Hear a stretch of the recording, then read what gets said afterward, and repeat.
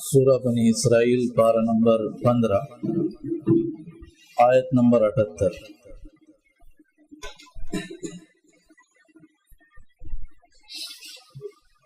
اعوذ باللہ من الشیطان الرجیم، بسم اللہ الرحمن الرحیم۔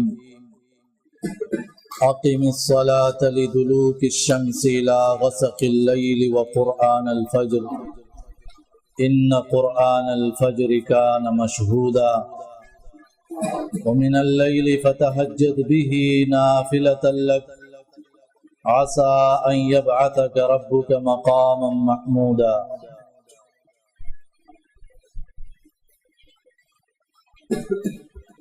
اس آیت میں 5 وقت کے نمازوں کا تذکرہ ہے، ذکر ہے۔ صحابہ کے دور میں، زمانے میں یہ تصور نہیں کیا جا سکتا تھا کہ ایک شخص وہ مسلمان ہو اور نماز نہ پڑھے، ایسا بالکل نہیں تھا۔ نماز پڑھنا یہ انتہائی ضروری عمل ہے مسلمان کے لیے، اور فرائض جو کہ 5 فرض نمازیں ہیں، اس کے علاوہ نفل نمازیں بھی ہے، وہ انسان اپنے اختیار سے پڑھتا ہے تاکہ گناہ معاف ہو جائے اور درجات بلند ہو جائے۔ اور نفلی نمازوں میں سب سے بہتر نماز پھر تہجد کی نماز ہے۔ تو فرض نمازوں کے بعد دوسری آیت میں تہجد کی نماز کا ذکر ہے، ان آیتوں میں کیا جا رہا ہے۔ اقم الصلاۃ، آپ قائم کیجئے نماز، لدلوک الشمس، سورج ڈھلنے کے بعد سے، یعنی یہ جو زوال ہے، سورج ڈھلنے کے بعد وقت میں ظہر کی نماز اور عصر کی نماز، الی غسق اللیل، رات کے اندھیرے تک، یعنی مغرب کی نماز اور عشاء کی نماز، وقرآن الفجر، اور نماز صبح بھی۔ اب صبح کی نماز کو قرآن کہا گیا کیونکہ صبح کی نماز میں قرآن کی تلاوت زیادہ ہوتی ہے، قرآن کی آیتیں زیادہ پڑھی جاتی ہیں۔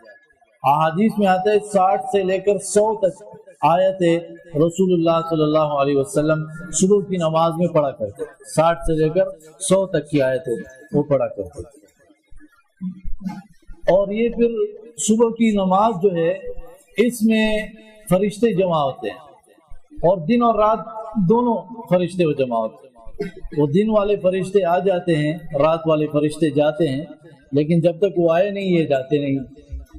تو حدیث میں آتا ہے رب العالمین سب کچھ جاننے کے باوجود ان سے پوچھتا ہے کہ میرے بندے کس حالت میں تھے، تو یہ فرشتے ان سے کہتے ہیں ہم گئے بھی تو نماز پڑھ رہے تھے، آ رہے تو نماز پڑھ رہے تھے۔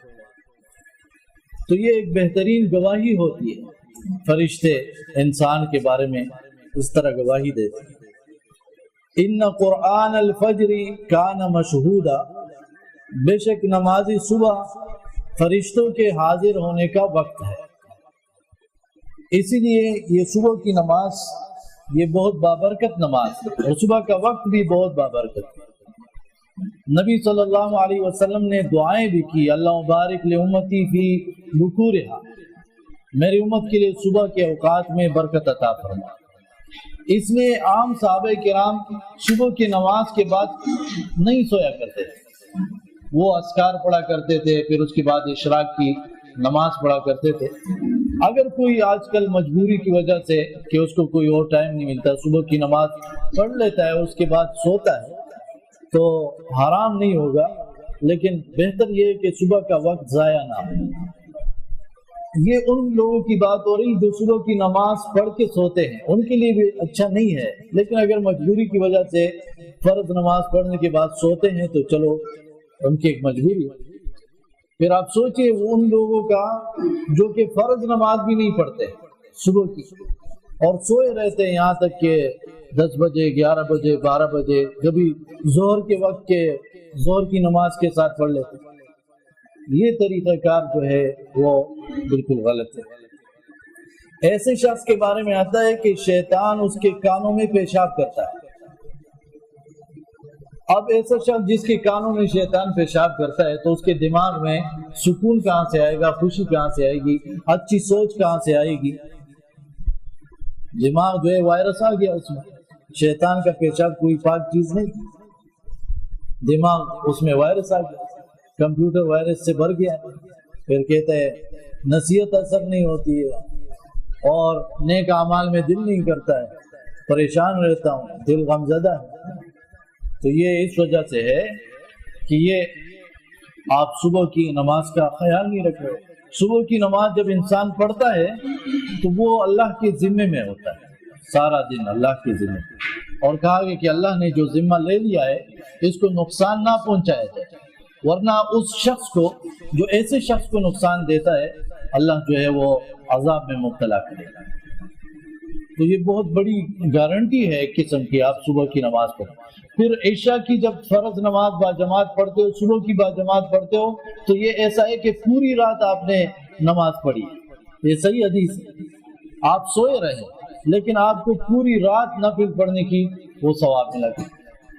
کس قدر جو ہے وہ بہتر طریقہ ہے. ایک میں کل ہی عیسیٰ علیہ السلام کا ایک واقعہ پڑھ رہا تھا. ایک شخص سے اس نے جنات نکالے، اس پہ جنات تھے تو اس کو نکال دیا دم کے ذریعے. اور پھر اس کے بعد فرمایا کہ لا یخرج ھذا الجنس الا بالصوم والصلاۃ.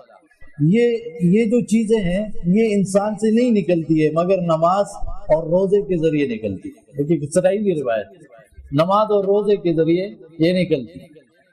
تو معلوم ہوا کہ جن لڑکیوں کو، جن مردوں کو اگر جنات کا مسئلہ ہے، جن گھروں میں جنات کا مسئلہ ہے تو وہ نماز کی پابندی کرے، وہ روزے رکھا کرے تو جنات نکل جائیں گے. بات سمجھ میں آ رہی؟ بعض مرتبہ انسان جو ہے وہ اللہ سے دور ہوتا ہے، دین سے دور ہوتا ہے تو بس جنات ذہن پہ بسیرا کر لیتے، ان کے لیے یہ اچھی جگہ مل جاتی، وہ تو بیٹھے رہتے ہیں. ہر اس دل پہ اٹیک کرنے کے لیے تیار بیٹھے ہوتے ہیں جو دل اللہ سے غافل ہو جائے، اللہ کی یاد سے غافل ہو جائے. اس لیے آپ پڑھتے ہیں کہ جب انسان جو گھر میں آتا ہے رات کو اور بسم اللہ پڑھنے کے بغیر دروازہ بند کرتا ہے تو شیطان اندر گھس آتا ہے. لیکن اگر بسم اللہ پڑھ لے، اللہ کو یاد کر کے دروازہ بند کرے تو شیطان اندر نہیں جاتا. یہ جنات کے شیاطین بھی نہیں آتے، اور اکثر اللہ رب العالمین انسانوں کے شیاطین سے بھی ایسے گھروں کی حفاظت فرماتے ہیں. ادھر ادھر جو ہے وہ لوٹ مار ہو جاتی ہے، چوری ہو جاتی ہے، ڈکیتی ہو جاتی ہے، وہ گھر محفوظ رہتے ہیں. زلزلے آتے ہیں، وہ گھر محفوظ رہ جاتا ہے. بہت سے مسائل ہوتے ہیں، ایسے گھروں کی اللہ پھر جو ہے وہ حفاظت فرما دیتا ہے. اچھا، ایک تو فرض نماز ہو گئی. اس فرض نمازوں کی پابندی وہ انتہائی ضروری ہے. اگر ایک شخص فرض نماز کا پابند ہے، بھلے اس نے کوئی نفل نماز نہیں پڑھی، یہ جنت میں جائے گا. لیکن اگر فرض نماز میں کسی کی کوتاہیاں ہیں تو اس کے لیے چانس ہے کہ نوافل سے پورے ہو جائے. اب نوافل نہیں ہے تو کیسے پوری؟ نفل نمازوں سے وہ پوری ہو جاتی ہے، وہ جو کوتاہی، وہ جو کمی ہوتی ہے پوری ہو جاتی ہے. تو نفل نمازوں میں سب سے بہتر جو ہے وہ تہجد کی نماز ہے. تو اب اس آیت میں بھی تہجد کی نماز کا ذکر ہے. جو شخص ایک اچھا عالم بننا چاہتا ہے، جو شخص جو ہے کامیاب اور قوی مومن بننا چاہتا ہے، جو شخص چاہتا ہے کہ اللہ کے ساتھ مجھے قرب حاصل ہو جائے اور ایک انس حاصل ہو جائے اور اس کے دل کے اندر اور دماغ کے اندر وہ اطمینان آ جائے، تو اس کے لیے تہجد کی نماز جو ہے وہ بہت ضروری ہے. من طلب العلا سہر اللیالی، جو اونچے مقامات تک پہنچنا چاہتا ہے تو وہ راتوں کو جو ہے وہ بیدار رہتا ہے. آپ دیکھیں ایک شخص ہے، وہ ڈاکٹر بننا چاہتا ہے، انجینئر بننا چاہتا ہے، رات بھر جو ہے پڑھائیاں کرتا رہتا ہے، بہت کم نیند کرتا ہے، صبح سویرے پھر بیدار ہو جاتا ہے. تو اگر آپ دین میں اونچا مقام حاصل کرنا چاہتے ہو، آخرت میں اونچا مقام حاصل کرنا چاہتے ہو، تو ضروری ہے کہ انسان تہجد کی نماز پڑھے. اگر بالکل نہیں کر سکتے ہو تو آپ ایسا کرو کہ عشاء کی نماز جب آپ پڑھ لیتے ہو، بہتر وقت یہ ہوتا ہے کہ رات کے آخری حصے میں بندہ اٹھتا ہے، تہجد پڑھتا ہے، اس وقت اللہ رب العالمین آسمانی دنیا پہ تشریف لاتا ہے اور کہتا ہے کوئی ہے جو مجھ سے مانگے میں اس کو عطا کروں، بخشش مانگے اس کو بخشوں. لیکن اگر کسی کو یہ موقع وہ میسر نہیں ہے، والمستغفرین بالاسحار، یہ نہیں کر سکتا ہے، تو جب عشاء کی نماز پڑھ لے، 4 رکعت فرض پھر 2 رکعت سنت پڑھ لے، اس کے بعد وہ تہجد کے نوافل پڑھ لے، اس کے بعد آخر میں وتر پڑھ لے اور سو جائے. یہ تو کم سے کم تمام مسلمانوں کو کرنا چاہیے. وَمِنَ اللَّيْلِ، اور کچھ حصہ رات سے بھی، فَتَہَجَّد، بس آپ تہجد پڑھیے، بھی اس قرآن کے ساتھ. اب رات کو جب آپ قرآن پڑھتے ہیں اس کا مزہ الگ سے ہوتا ہے، کیونکہ دماغ پرسکون ہوتا ہے، اور رات کو ساری یہ شور وغیرہ وہ سب ختم ہو چکا ہوتا ہے، اس کا ایک سکون الگ قسم کا ہوتا ہے. آپ گاؤں میں جاتے ہو نا، آپ کہتے ہو میں وہاں بہت خوش تھا، وہاں چست اور چابک تھا، ٹھیک ہے، اور یہاں پہ جو ہے نا وہ سستی ہے، یہ ہے وہ ہے. وہاں یہ آلودگی نہیں ہے، نہ جو ہے یہ گرد و غبار کی آلودگی ہے اتنی، نہ وہاں شور کی اتنی آلودگی ہے.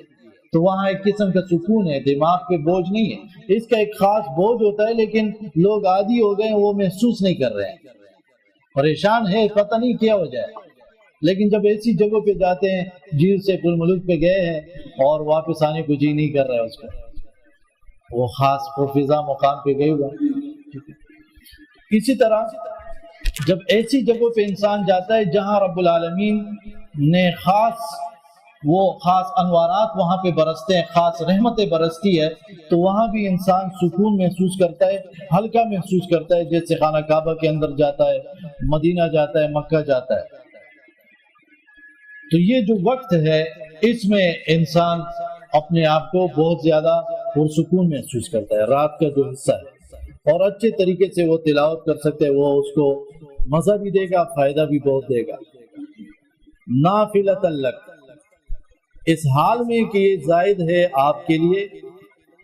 کچھ علماء نے کہا کہ نبی صلی اللہ علیہ وسلم پہ تہجد کی نماز وہ فرض تھی، لیکن ایسا نہیں ہے، ان کے لیے بھی نفل نماز ہے. نافلۃ لک عسیٰ ان یبعثک ربک مقاما محمودا، قریب ہے کہ کھڑا کرے آپ کو آپ کا رب مقام محمود میں. مقام محمود ایک ایسا بلند درجہ اور مقام ہے جہاں پر یعنی کسی اور کو یہ مقام نصیب نہیں ہے. ساری امتیں اپنے پیغمبروں کے پیچھے جائے گی کہ تاکہ حساب کتاب شروع ہو، لیکن ہر ایک معذرت پیش کرے، عذر پیش کریں گے، یہاں تک کہ سب لوگ جو ہے وہ آخری نبی محمد الرسول اللہ صلی اللہ علیہ وسلم کے پاس آئیں گے، اور اس کے بعد اللہ کے نبی صلی اللہ علیہ وسلم سجدہ کریں گے، اور اس کے بعد حساب کتاب لوگوں کا شروع ہوگا. تو یہ اس مقام محمود کا یہاں پہ ذکر ہے. وہ جو وسیلہ ہے وہ الگ مقام ہے، جو امید ہے اللہ کے نبی صلی اللہ علیہ وسلم فرمائے میری امید ہے کہ وہ ایک ہی شخص کو ملنے والی ہے، مجھے وہ مقام ملے گی. تو کہا کہ اذان کے بعد یہ دعائیں مانگا کریں. اب ایک اور بات ذکر ہو رہی ہے. آپ دین کا کام کرتے ہو، آپ اپنے آپ کو آپ نے مکمل کر لیا. جب اپنے آپ کو آپ نے مکمل کر لیا، اب لوگوں کی اصلاح کرو گے. جب لوگوں کی اصلاح کرو گے تو لوگ آپ کو قبول نہیں کریں گے، آپ کو ایکسپٹ نہیں کریں گے، بلکہ ہو سکتا ہے کہ آپ سے بہت غلط رویہ اختیار کرے، آپ کو تکلیفیں دے، آپ کو اپنی جگہ سے نکالے، اپنے علاقے سے نکالے. تو آپ دعائیں مانگو گے کہ میں جہاں جاتا ہوں وہ جانا بھی خیریت کا ہو، اور میں جہاں رہتا ہوں وہ جگہ بھی خیریت، جہاں سے نکلتا ہوں جہاں پہنچتا ہوں وہ خیریت سے ہو، اچھا ہو اور سچا ہو. جیسے نبی صلی اللہ علیہ وسلم نے کسی کے ساتھ کوئی زیادتی نہیں کی، نہ چوری کی، نہ زنا کیا، نہ شراب پیا، نہ ڈاکہ کیا، نہ کسی پر ظلم کیا، نہ قتل کیا، نہ کسی امانت میں خیانت کی، کچھ بھی کسی پر کسی کو تکلیف نہیں دی. لیکن توحید کی دعوت کی وجہ سے مکہ والوں نے ان کو نکالا، اس کو نکالنے کی کوششوں میں لگے ہوئے تھے. تو اللہ کے نبی صلی اللہ علیہ وسلم مکہ سے مدینہ چلے گئے. تو یہ جو ہے یہ دین اسلام حرکت کا دین ہے، یہ کسی جگہ پہ رہ کے وہاں پہ ٹھہرنے کا دین نہیں ہے، آپ حرکت میں رہتے ہیں. مسند احمد میں حدیث ہے، صحابہ کرام جا رہے ہیں، ایک جگہ پہ خوبصورت جگہ تھی، اور ایک صحابی نے غار دیکھا، اس میں پانی بھی ہے. پانی کا چشمہ بھی ہے، اور قریب وہ سبزیاں وغیرہ کچھ گھاس وغیرہ یہ چیزیں بھی ہیں. اس کو وہ جگہ پسند آ گئی. اس نے کہا یہ تو بہت زبردست جگہ ہے، اور چلو میں اجازت مانگتا ہوں اللہ کے نبی صلی اللہ علیہ وسلم سے، ادھر رہوں گا، پانی بھی ہے، اپنے لیے سبزی وغیرہ وہ بھی میں اگاتا رہوں گا، اسی پہ گزارا کروں گا، یہاں رہوں گا. تو اللہ کے نبی صلی اللہ علیہ وسلم سے جب انہوں نے بات کی تو اللہ کے نبی صلی اللہ علیہ وسلم اس کو اجازت نہیں دی، کیونکہ یہ دین رہبانیت کا دین نہیں ہے کہ آپ مثال کے طور پر کسی جگہ پہ چلے گئے، وہاں تنہا رہ رہے ہیں کہ بس تسبیح میرے ہاتھ میں، ذکر اذکار کر رہا ہوں. نہیں، یہ آپ خود بھی اپنے آپ کی اصلاح کرو گے اور دوسروں کی بھی اصلاح کرو گے. اپنے لیے بھی جیو گے، دوسروں کے لیے بھی جیو گے. جانور کے تمام جانور اپنے لیے جی رہے ہیں، اب انسان بھی صرف اپنے لیے جیے تو پھر انسان اور حیوان میں فرق کیا ہے؟ انسان دوسروں کے لیے بھی جیتا رہتا ہے، اور دوسروں کے لیے جینا یہ کہ وہ دنیا کی تکلیفوں سے بھی بچ جائے، اور سب سے بڑھ کر یہ کہ آخرت کے عذاب سے بچے. ان کے لیے کوششیں کرے، ہر انسان ایسا بننے کی کوشش کرے. وَقُلْ رَبِّ أَدْخِلْنِي، اور کہیے اے میرے رب مجھے داخل کر، مدخل صدق، داخل کرنا سچا، وَأَخْرِجْنِي مُخْرَجَ صدق، اور نکال مجھے نکالنا سچا، وَجْعَلْ لِي مِن لَّدُنْكَ سُلْطَانًا نَصِيرًا، اور تو کر میرے لیے اپنی طرف سے غلبہ، مدد کرنے والا. یہ بہت ہی بہترین دعا ہے. آپ جہاں بھی اگر جاتے ہو کسی علاقے سے آپ یہ دعا مانگتے ہو تو بالکل یہ دعا مانگ سکتے ہو. رب ادخلنی مدخل صدق واخرجنی مخرج صدق واجعل لی من لدنک سلطانا نصیرا. اچھا، جب آپ نے اپنے رب کے لیے اپنے دین کی خاطر اتنی قربانیاں دے دی کہ آپ نے اپنا علاقہ بھی چھوڑ دیا، تو پھر اللہ غلبہ دیتا ہے، پھر آپ کی باری آتی ہے. نبی صلی اللہ علیہ وسلم مکہ سے مدینہ گئے، لیکن مدینہ میں ان کی حکومت بن گئی، اور پھر واپس آئے اور مکہ فتح کیا، اور وہاں جتنے 360 بت رکھے ہوئے تھے خانہ کعبہ کے اندر، ان سب کو گرا دیا، سب بتوں کو گرا دیا. اور یہ آیتیں پڑھا کرتے تھے، جاء الحق وزهق الباطل ان الباطل كان زهوقا، جاء الحق وما يبدئ الباطل وما يعيد. اس طرح کی آیتیں پڑھا کرتے تھے اور بتوں کو وہ گرا دیا، وہاں سے ختم کر دیا. صرف ایک اللہ کی عبادت وہ شروع ہو گئی. جو لوگ نہیں مان رہے تھے زبان سے کہ اللہ کے نبی صلی اللہ علیہ وسلم ہر وقت ان سے کہا کرتے تھے، یا ایھا الناس قولوا لا الہ الا اللہ تفلحوا، اے لوگو لا الہ الا اللہ کہو کامیاب ہو جاؤ گے. اور وہ لوگ نہیں مان رہے تھے. 8 سال کے عرصے کے اندر صحابہ کرام 10,000 صحابہ کرام رمضان کا مہینہ اور مکہ میں پہنچتے ہیں، ڈنڈے کے زور پہ سارے بتوں کا صفایا کریں، سارے بت ختم کر، اور بیت اللہ میں ایک اللہ کی عبادت شروع. اعلان کیا گیا پھر اس کے بعد کوئی مشرک جو ہے وہ برہنہ ہو کے طواف نہیں کرے گا، مشرک پھر یہاں پہ آئے گا بھی نہیں. پھر اس کے 1 سال بعد یہ اعلانات ہوئے، باقی مشرکوں کو مکمل پابندی لگی، اور آج تک ہے الحمدللہ. اللہ کرے کہ جب تک ہم زندہ ہیں، ہم مر بھی جائیں، قیامت تک کے لیے یہ پابندی ہو کہ کوئی مشرک، کوئی کافر وہاں جا نہ سکے، ان کی جو ہے وہ قدم، ناپاک قدم وہاں پہ نہ پڑ سکے. وَقُلْ جَاءَ الْحَقُّ وَزَهَقَ الْبَاطِلُ، آپ کہہ دیجئے آ گیا حق اور مٹ گیا باطل. ان الباطل کان زہوقا، بلا شبہ باطل ہے ہی مٹنے والا، جتنا بھی باطل ہے اللہ مٹا دے. وَنُنَزِّلُ مِنَ الْقُرْآنِ مَا هُوَ شِفَاءٌ وَرَحْمَةٌ لِّلْمُؤْمِنِينَ. جب باطل مٹ جائے گا، مسلمان وہ آپس میں شیر و شکر ہو جائیں گے، ان کا آپس میں اتفاق اور اتحاد ہوگا، اسلام، دین اسلام کے مزے وہ حاصل کریں گے. تو کیا ہوگا؟ قرآن سے شفا حاصل کریں گے، قرآن کی رحمتوں کا وہ نظارہ کریں گے. یہ تو اب اس لیے پریشانیاں ہے کہ باطل بھی ہے، باطل نے مسلمانوں کو پریشان کیا ہوا ہے. وَنُنَزِّلُ مِنَ الْقُرْآنِ، اور ہم نازل کرتے ہیں قرآن، ما ہوا شفا، جو کہ شفا ہے، علاج ہے، وَرَحْمَةٌ لِّلْمُؤْمِنِينَ، اور رحمت ہے مومنوں کے لیے.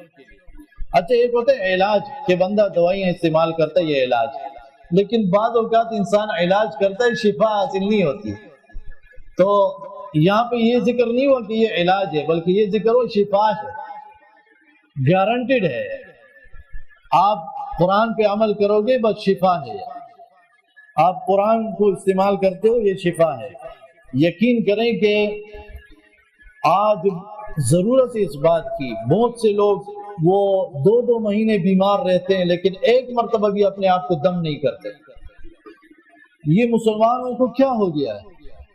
اصل علاج تو یہ ہے، آپ سورہ فاتحہ پڑھو، آخری صورتیں پڑھو، اپنے اوپر دم کرو، اللہ کی بندی اپنے بچوں کو دم کیا کرو۔ میں چاہتا ہوں کہ ہمارے ہر ہاسپٹل میں، ہر اسپتال میں ایک جو ہے وہ کمرہ ایسا ہو کہ جہاں پہ دم کرتے ہو مریضوں کو، وہاں کسی کو بٹھائے، وہ لوگ جو مریض جاتے ہیں پہلے وہاں ان کو دم کیا کرے، پھر وہ کسی ڈاکٹر کے پاس جائے۔ ہر ہاسپٹل میں یہ ہونا چاہیے۔ ابن قیم رحمۃ اللہ علیہ کہتے ہیں میں مکہ میں رہا اور کوئی ڈاکٹر نہیں تھا، میں بیمار ہوتا تو زمزم پیتا اور دم کرتا، اس سے میرا علاج ہوتا۔ یقین کرنی چاہیے۔ اور آپ سب کا بھی ایسا تجربہ ہو گیا ہوگا کہ انسان بعض اوقات بہت بیمار ہوتا ہے اور انسان سمجھتا ہے اس پہ بہت خرچے آئیں گے اور یہ علاج پہ بہت وقت لگے گا، اور جب یقین کے ساتھ خود پہ دم کرتا ہے تو اللہ جو ہے اس کو شفا دیتا ہے۔ وہ حیران رہتا ہے پھر کیسے شفا حاصل ہوگی۔ وَرَحْمَةٌ لِّلْمُؤْمِنِينَ، اور رحمت ہے مومنوں کے لیے۔ لیکن دیکھو یہ اینٹی بائیوٹک دوائی کی طرح ہے، بعض لوگوں پہ الٹا اثر کرتا ہے۔ کچھ لوگ جو ہے وہ قرآن سے فائدہ اٹھاتے ہیں اور کچھ ظالم لوگ وہ قرآن کا انکار کرتے ہیں، تو ان کا خسارہ ہی بڑھتا ہے۔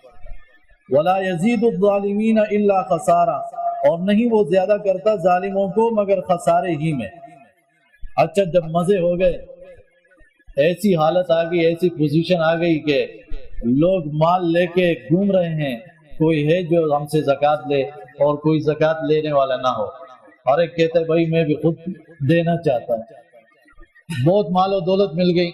اب ایسا نہ ہو کہ اللہ نے نعمتیں کر دی اور تم جو ہے اللہ کو بھول جاؤ، تم غفلت اختیار کرو، یا ایسا نہ ہو کہ آپ پہ کوئی مصیبت آ جائے اور تم جو ہے وہ غفلت اختیار کرو، مایوس ہو جاؤ، نا امید ہو جاؤ۔ نہیں، بلکہ نعمتوں میں بھی اللہ کو یاد رکھو، مصیبتوں میں بھی اللہ کو یاد رکھو، یا تو شکر کر کے اللہ کو یاد رکھو یا صبر کر کے اللہ کو یاد رکھو۔ یہ صبر و شکر یہ عبادت ہے، اللہ کو یاد کرنا ہے۔ جب آپ شکر ادا کرتے ہو تو یہ اللہ کو یاد کر رہے ہو، جب آپ صبر کر رہے ہو تو اللہ کو یاد کر رہے ہو۔ کیوں شکر کیوں کر رہے ہو؟ اللہ کی یاد کی وجہ سے۔ صبر کیوں کر رہے ہو؟ اللہ کی یاد کی وجہ سے۔ جو شخص اللہ کو بھول چکا ہو، نہ وہ صبر کرتا ہے نہ وہ شکر کرتا ہے، نہ شکر بھی ہوتا ہے بے صبر بھی۔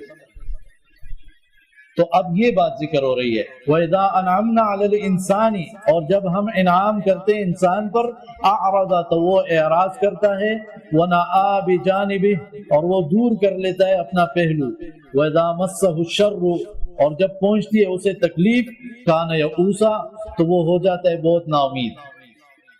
یعنی جب نعمتیں مل جاتی یہ سمجھتا ہے بس یہ ہمیشہ میرے پاس رہے گی، ایسا نہیں ہے۔ یہ نہ دولت ہمیشہ رہنے والا، نہ صحت ہمیشہ رہنے والا، نہ جوانی ہمیشہ رہے گی، کچھ بھی ہمیشہ کا نہیں ہے۔ آپ کے اپنے بیٹے بیٹیاں بھی ہمیشہ کی نہیں ہے، آپ کی اپنی جان بھی ہمیشہ کی نہیں ہے، آپ کے گھر، آپ کے جائیداد، آپ کے کاروبار، آپ کی فیکٹری، آپ کی بزنس، کوئی بھی ہمیشہ کی نہیں ہے۔ تو جو چیز آپ کے ساتھ وفادار نہیں ہے اس پہ اتراتے کیوں ہو، تکبر کیوں کرتے ہو؟ اور دوسری طرف کیا ہوتا ہے، ایک انسان جو ہے اس پہ مصیبت آتی ہے تو وہ نا امید ہو جاتا ہے، مایوس ہو جاتا ہے، کہتا ہے میری تو اولاد نہیں ہوگی، کہتا ہے مجھے تو جاب نہیں ملے گی، کہتا ہے مجھے تو صحت نہیں ملے گی، کہتا ہے مجھ پہ اچھے حالات نہیں آئیں گے، کہتا ہے میرا تو کبھی اپنا گھر نہیں بنے گا۔ یہ ساری مایوسیاں، نا امیدیاں، مسلمان ایسا نہیں کرتا ہے۔ وہ نعمتوں میں شاکر ہوتا ہے اور مصیبتوں میں صابر ہوتا ہے۔ قُلْ كُلٌّ يَعْمَلُ عَلَىٰ شَاكِلَتِهِ، طبیعت کی باتیں ہیں بھائی، طبیعت کی باتیں ہیں۔ آپ کی طبیعت برائی چاہتی ہے تو آپ برائی پہ چل پڑتے ہو، آپ کی طبیعت نیکی کی طرف ہے تو آپ نیکی کی طرف چلتے ہو۔ چیک کر لو اپنے آپ کو، چیک کر لو، خود ڈاکٹر ہو آپ، اپنے آپ کے لیے انسان خود ڈاکٹر ہے۔ بل الانسان علی نفسہ بصیرہ، ابھی جو نماز میں یہ سورت پڑھی گئی اس میں یہ بات ہوئی نا، بل الانسان علی نفسہ بصیرہ، انسان اپنے آپ کو خوب جاننے والا ہے۔ میں خود اپنے آپ کو خوب سمجھتا ہوں، جانتا ہوں کہ کس قدر ایمان ہے میرے اندر، کس قدر میرے نیک اعمال ہیں یا کس قدر میرے گناہ ہیں۔ آپ سب بھی خوب سمجھتے ہیں کہ کیسے ہیں آپ، کتنے نمبر ہیں، 100 میں سے کتنے نمبر ہیں ہمارے، ہر انسان سمجھتا ہے۔ کل یعمل علی شاکلتہ، کہہ دیجئے ہر شخص عمل کرتا ہے اپنے طریقے پر، اپنی نیت، اپنے دین اور اپنے طبیعت کے مطابق۔ فربکم اعلم، لیکن ہوگا کیا، جو ہدایت اللہ نے بھیجی ہوئی ہے اس کے مطابق جو عمل کرے گا وہی ہدایت والا ہے۔ فربکم اعلم، تو تمہارا رب خوب جانتا ہے، بمن ہوا اہدی سبیلا، اس شخص کو جو زیادہ سیدھے راستے پر ہے۔ اللہ رب العالمین مجھے اور آپ سب کو سیدھے راستے پر ثابت قدم رہنے کی توفیق عطا فرمائے۔ اقول قولی ھذا استغفر اللہ لی ولکم۔